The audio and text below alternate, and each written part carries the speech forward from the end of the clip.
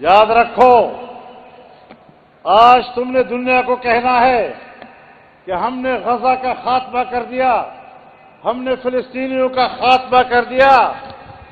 دنیا میں جنگیں چھڑتی ہیں، شکست وہ کھاتا ہے جس کا سر جھک جائے، جس کا سر کٹ جائے اس کو شکست نہیں کہتے۔ فلسطینیوں نے سر کٹوائے، سینوں پہ گولیاں لی، عزت و افتخار کے ساتھ شہادت کو دعوت دی، شکست تسلیم نہیں کی، ہجرت نہیں کی، گھر نہیں چھوڑا، اپنے کھنڈرات میں ہی انہوں نے 1 سال 1.5 سال گزارا ہے۔ اسرائیلی ظلم نامنظور، اسرائیلی ظلم، اسرائیلی ظلم، امریکی ظلم، طاغوتی ظلم۔ اور اس پر امریکہ اور یورپ بات کرتا ہے انسانی حقوق کا کہ ہم انسانی حقوق کے محافظ ہیں، تم انسانی حقوق کے قاتل۔ تمہارے ہاتھوں سے انسانیت کا خون ٹپک رہا ہے، اور جس کے ہاتھ سے انسانیت کا خون ٹپک رہا ہو اسے انسانیت کی قیادت کرنے کا کوئی حق حاصل نہیں ہوتا۔ امریکہ اس وقت سپر طاقت نہیں ہے، چال بازیاں کرتا ہے۔ آج اس نے چین کو، روس کو، پوری دنیا کو اقتصادی دوڑ میں ایسا الجھا دیا ہے کہ ساری دنیا کو فلسطینی بھول گیا ہے۔ غلامی کی اس سے بدترین شکل اور کیا ہو سکتی ہے کہ آج بھی ہم تہذیب، بودباش اور اپنی روایات مغرب سے مانگتے ہیں، یورپ سے مانگتے ہیں، امریکہ کی تقلید کو اپنے لیے فخر سمجھتے ہیں، خواتین کی بے حیائی، بے حرمتی، اس کو ہم اپنے لیے فخر سمجھ رہے ہیں۔ ہم مغرب کی تہذیب کو قبول کرنے کے لیے پیدا نہیں ہوئے۔ ہمارے آباء و اجداد نے ہمیں ان کی پیروی کرنے کا تابع نہیں بنایا، اس سے بغاوت کا درس دیا ہے۔ جناب رسول اللہ صلی اللہ علیہ وسلم نے فرمایا لَتَتَّبِعُنَّ سُنَنَ مَنْ قَبْلَكُمْ شِبْرًا بِشِبْرٍ وَذِرَاعًا بِذِرَاعٍ حَتَّى لَوْ دَخَلُوا جُحْرَ ضَبٍّ تَبِعْتُمُوهُمْ قالوا یا رسول اللہ الیہود والنصارى قال فمن؟ فرمایا ایک زمانہ آئے گا جب تم قدم قدم اور بالش بالش پچھلی قوموں کی اس طرح پیروی کرتے ہوئے نظر آؤ گے کہ اگر وہ گوہ کی غار میں بھی گھسیں تو تم وہاں بھی ان کی پیروی کرو گے۔ صحابہ کرام نے عرض کیا یا رسول اللہ ہم یہود و نصارہ کی پیروی کریں گے؟ آپ نے فرمایا اور کون ہو سکتا ہے؟ آج اسلامی دنیا مظلوم ہے۔ فلسطین کی سرزمین سے لے کر کشمیر اور برما تک تمام مسلمان آج آگ میں جل رہے ہیں۔ افغانستان آگ میں جل رہا ہے، شام آگ میں جل رہا ہے، لبنان آگ میں جل رہا ہے، عراق آگ میں جل رہا ہے، عرب دنیا آگ میں جل رہی ہے۔ افریقہ میں اسلامی ممالک کے اندر آگ بھڑکی ہوئی ہے۔ یہ کس نے بھڑکائی ہے؟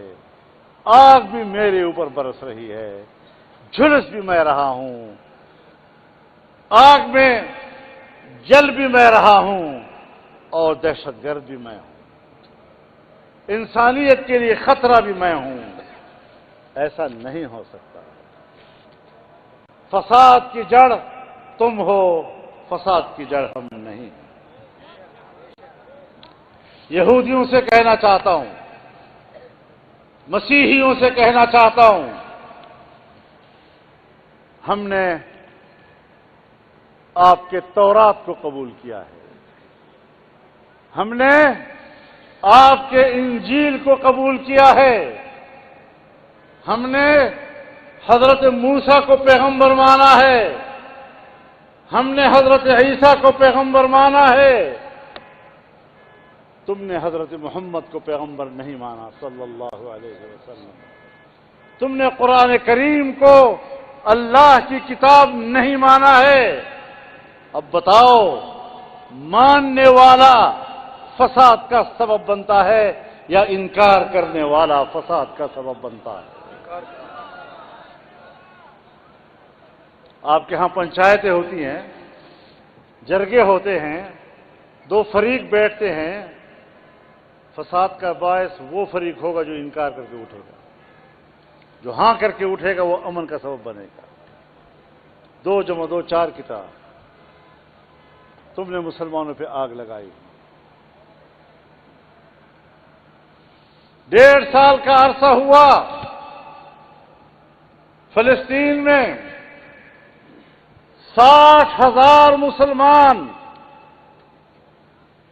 عام شہری بمباریوں سے شہید کر دیے گئے۔ یہودی فسطائیت، اسرائیلی جبر و استبداد، صہیونی سفاکیت، اس نے 1.5 سال میں 60,000 مسلمانوں کا خون کیا۔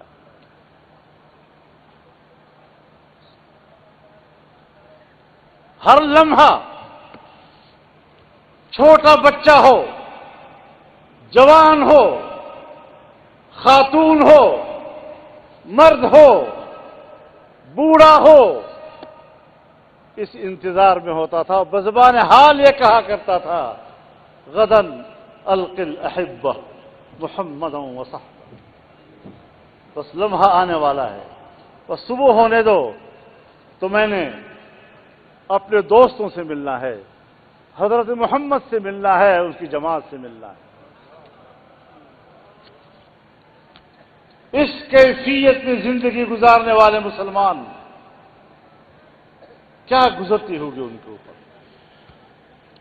یاد رکھو، آج تم نے دنیا کو کہنا ہے کہ ہم نے غزہ کا خاتمہ کر دیا، ہم نے فلسطینیوں کا خاتمہ کر دیا۔ دنیا میں جنگیں چھڑتی ہیں، شکست وہ کھاتا ہے جس کا سر جھک جائے، جس کا سر کٹ جائے اس کو شکست نہیں کہتے۔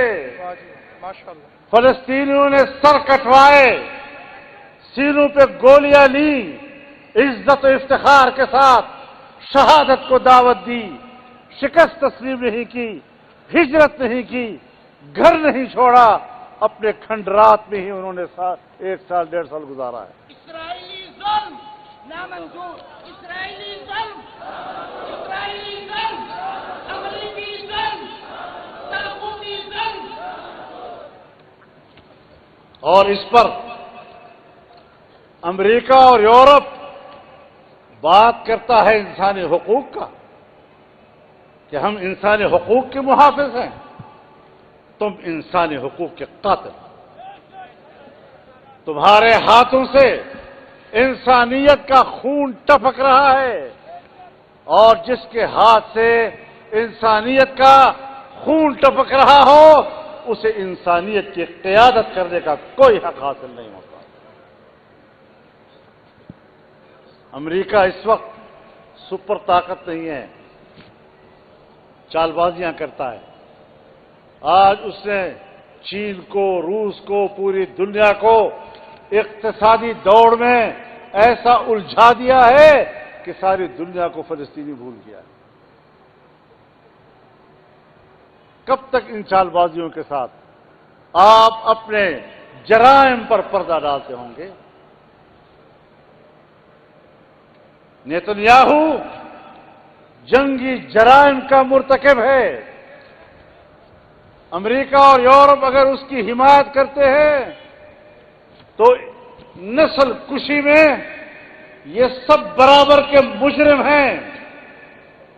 اور میں صرف ان کی بات نہیں کرتا، کوئی مسلمان حکمران اگر ان حالات میں بھی خاموش ہے، ان کی زبانیں گنگ ہیں، میں ان مسلمان حکمرانوں کو بھی اس جبر و استبداد کا حامی سمجھتا ہوں، اس سے لا تعلق نہیں ہو سکتا۔ امریکہ کا جو یار ہے، امریکہ کا جو یار ہے، اسرائیلیوں کا جو یار ہے، یہودیت کا جو یار ہے،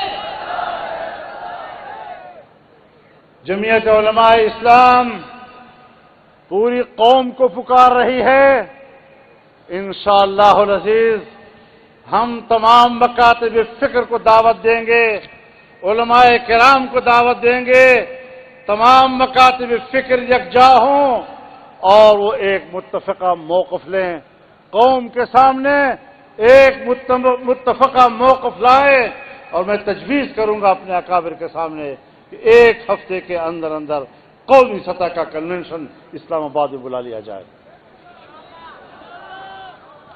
لبیک لبیک لبیک لبیک لبیک لبیک۔ میرے محترم دوستو، آگے بڑھنے کے عزم کے ساتھ زندہ رہنا ہے، پیچھے ہٹنا اس سے موت بہتر ہے، موت یہ گناہ کبیرہ ہے، فرار عن الزحف یہ کبائر میں سے ہے، آگے بڑھنا ہے۔ پاکستان میں ہمارا ایک کردار ہے، اس ملک میں شریعت کے قیام کے لیے ایک مسلسل جدوجہد کا نام ہے جمعیت علماء اسلام، خلافت راشدہ کے قیام کے لیے ایک جہد مسلسل کا نام ہے جمعیت علماء اسلام، اور میں یہ بات دعوے سے کہہ سکتا ہوں کہ جب تک امت مسلمہ قرآن و سنت کی تعلیمات پر عمل پیرا رہی، انفرادی زندگی میں بھی اور اجتماعی زندگی میں بھی اقوام عالم پر ان کا دبدبہ، ان کا رعب تھا، اور جب سے ہم نے قرآن و سنت کا راستہ چھوڑ دیا ہے، آج ہم غلامی کی رسوائی اور ذلت کی دلدل میں پھنس گئے ہیں۔ بڑے ہمت کے ساتھ مقابلہ کرنا ہے۔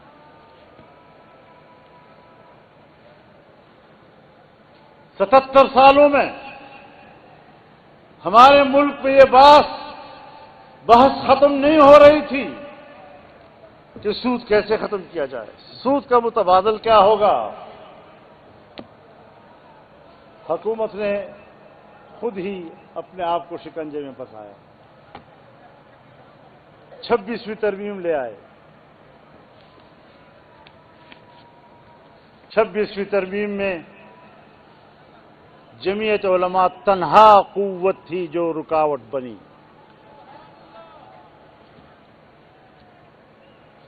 اس ترمیم کے 56 نکات تھے، ان 56 نکات سے ہم نے حکومت کو 34 دفعات سے دستبردار کرنے پر مجبور کر دیا تھا۔ قائد تیری سیاست کو سلام ہے، قائد تیری سیاست کو، قائد تیری حکمت کو، قائد تیری قیادت کو سلام ہے۔ اس ترمیم میں ہماری تجویز یہ تھی کہ ایک آئینی عدالت قائم ہو جو سیاسی معاملات کے فیصلے کرتے ہو، باقی عوام کے مقدمات دوسری عدالتوں کے حوالے ہو جائیں۔ لیکن ہماری بڑی اپوزیشن کو کچھ حوالوں سے تحفظات تھے، ان کی تجویز پر